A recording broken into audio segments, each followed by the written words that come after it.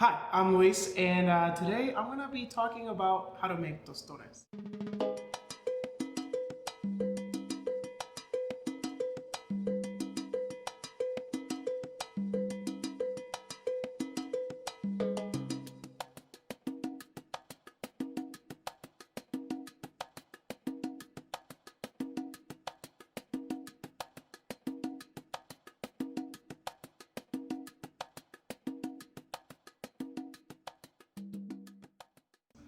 Tostones is something that is just so culturally embedded in the Puerto Rican culture. It's kind of like our French fry, I would even say. You eat it everywhere, every day, anywhere you go. And it looks something like this. But before it even gets to this, we gotta go through a few steps to make that happen. So, step number one, finding your plantain. A plantain is not a green banana. It's actually a whole different fruit. They're much bigger, they're thicker, usually a bit more, actually I would say, more expensive. They're sold separately, they're never sold in a bunch. So if you're in a store trying to look for a plantain, that's probably how you're gonna find it.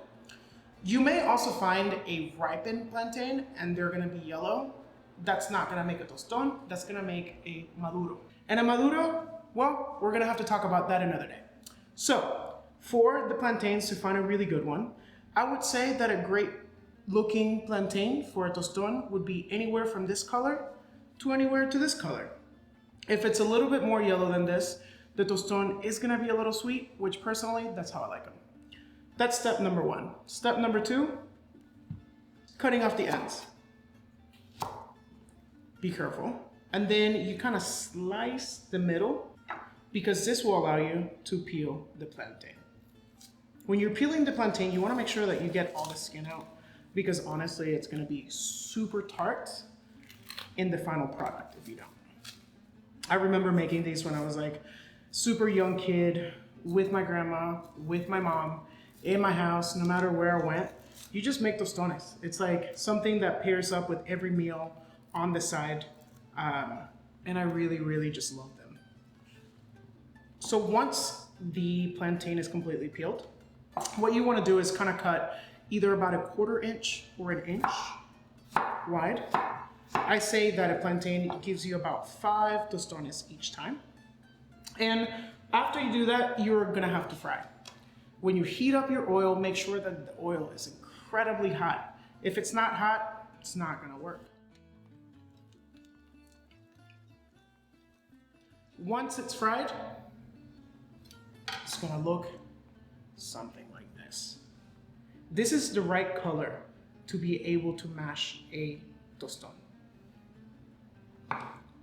They have to be slightly cooled down because if they're not, it's actually gonna stick to your tostonera, which, another important piece. This is a traditional tostonera, which is just, 2 wooden blocks squishing a plantain. Pretty much exactly what it is. You can find it anywhere. You can find it at Target, usually, now that I see them. You can find them at your supermarkets, maybe. But honestly, if you just go online and support a local artisan, that's probably the best way to go. So what you do is you stick your 1/4 inch in the middle of the tostonera, and you get a tostón. And I'm actually gonna go ahead and do all these.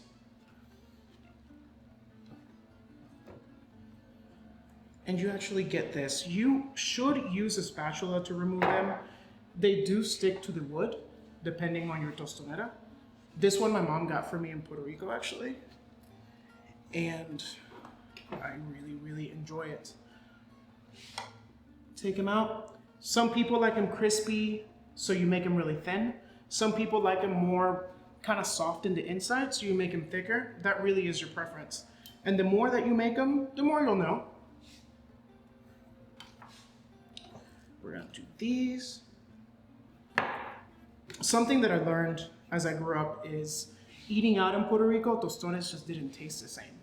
It was like, we make tostones all the time at the house, and then you show up to a restaurant and you're like, what are you doing to it? So as I got older, I realized what that was.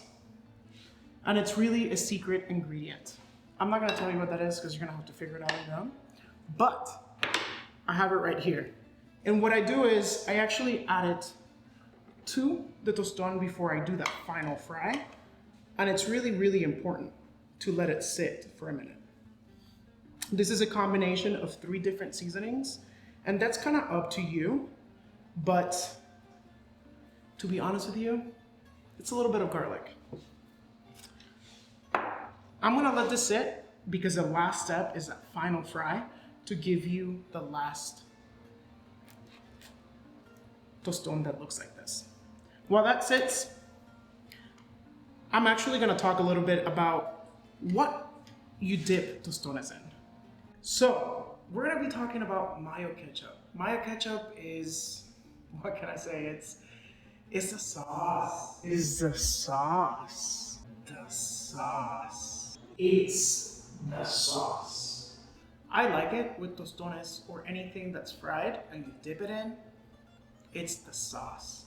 One key factor when it comes to this sauce that you have to do to make sure that it's creamy and beautiful. And that is mixing the mayonnaise before you add any ingredients to it. It removes any lumps. It makes the sauce so creamy and just fluffy, exactly how we want it. So you want to make sure that you mix it really well. And then the second ingredient is ketchup. I personally like very thick ketchup when it comes to the sauce. It helps it not water down the sauce. 2 spoons of ketchup to 3 spoons of mayonnaise, to me, is the perfect combination. The color that you want is a little bit deeper than pink. To me, that creates the flavor that I want, the color that I desire in mayo ketchup. And then you blend. You keep blending until you see no more ketchup. And it's all a beautiful dark pink tone. This is basic. What we want to do is season it.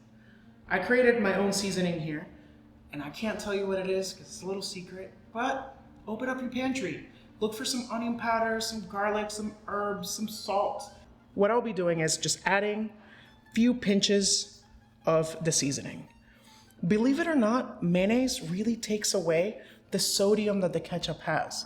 So you kind of want to season it to bring out those flavors again. And this to me looks beautiful and perfect. After this, I have one more key ingredient that I just can't live without. I love Monte Adentro Pique Boricua. I love this hot sauce. This is not sponsored. I just love this hot sauce. It's perfect. It's vinegar-based, beautiful flavor, lightly salted. It's the perfect thing to add. I add a few drops of it. It is very spicy. And then I mix it. This sauce can be found online. It is made by Puerto Ricans. They're based in Orlando after Maria. I absolutely love this sauce. These have now been seasoning for about 2 to 3 minutes. They're perfect for the next step, which is the final fry. You want to do the final fry when you're ready to eat, right when you're about to sit down. You want them hot, you want them crispy. So if you're not ready for that, you can put them in the fridge. They can live in the fridge for a day or 2 before you fry them. The oil is so hot and ready to fry. This final fry is so important. It's the most important step. So you want to make sure that you don't over fry them, but you get them to that right crispy consistency. So these are ready. This is the golden magic that we want. This exactly right here is exactly the color we desire.